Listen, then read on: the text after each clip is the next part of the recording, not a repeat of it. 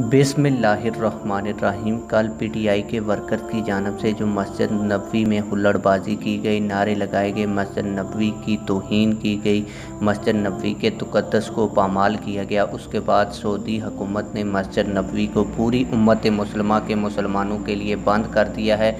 कितने दिनों के लिए बंद किया है, सारी चीज़ें डिटेल के साथ आज की इस वीडियो में ये बताऊंगा।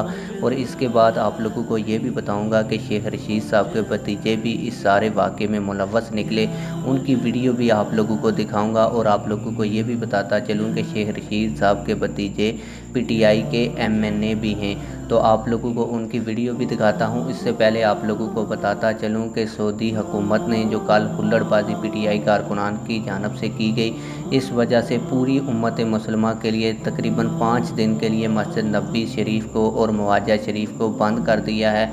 और आप लोगों को बताता चलूँ कि पीटीआई की इस हुल्लड़बाजी की वजह से पता नहीं कितने लोग कौन कौन से मुल्क से हजूर नबी अकरम सल्लल्लाहु अलैहि वसल्लम के मज़ार मुबारक की और मस्जिद नबवी शरीफ में नमाज़ पढ़ने के लिए आए होंगे, और उनके 5 दिन इस पीटीआई की हुल्लड़बाजी की वजह से ज़ाया हो जाएंगे।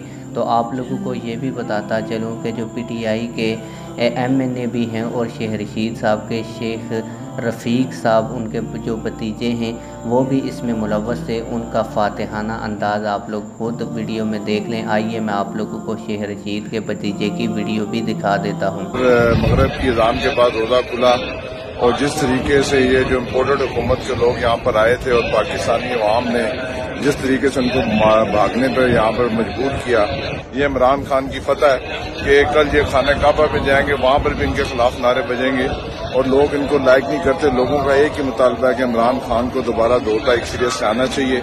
ये और भी गिरफ्तारियां होंगी।